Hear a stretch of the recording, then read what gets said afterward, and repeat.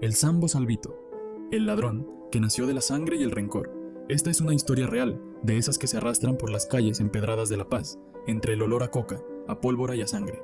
La historia del hombre que nació esclavo y murió como un monstruo. La historia de Salvador C., aunque el mundo solo lo conoció como el Sambo Salvito.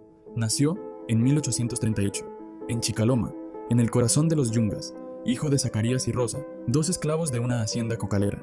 A los 7 años, vio con sus propios ojos cómo el capataz flagelaba a su padre hasta matarlo, acusado de robar coca. Rosa no enterró el cuerpo, no lloró, solo huyó con su hijo, escapando entre el monte rumbo a La Paz. Se refugiaron en la Chapicalle, hoy calle Lampo. Rosa trabajó en una cocina, y Salvador creció entre niños aymaras y comerciantes mestizos. No era feliz, y no era tranquilo. Pronto conocieron a una mujer temida por todos, la negra Norma. Vendía brujerías, tenía lengua filosa y rencor antiguo.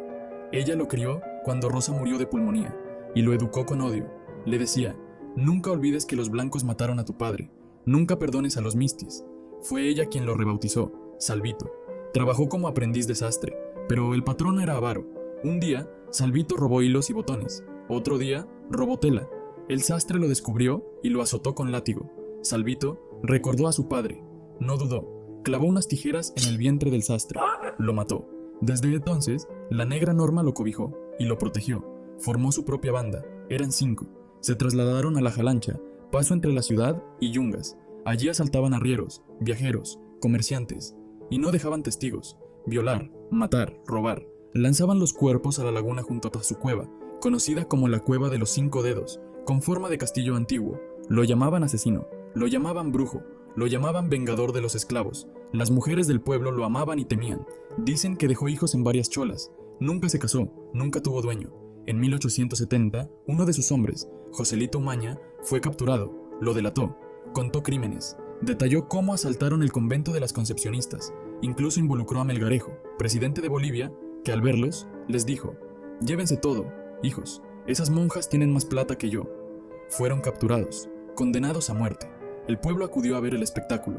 En la colina, Cusiciñapata, donde hoy solo hay silencio, ocurrió lo impensable. Salvito pidió decirle un secreto al oído a su madre adoptiva. Se acercó a la negra Norma. Entonces, gritó. Él le arrancó la oreja con los dientes. Por tu culpa me muero. Tú me enseñaste a robar. Minutos después, el pelotón disparó. Y el Sambo Salvito se convirtió en leyenda. Hoy, en las calles, en las cuevas abandonadas y entre susurros de los barrios viejos de La Paz, aún hay quienes creen que su alma no descansa.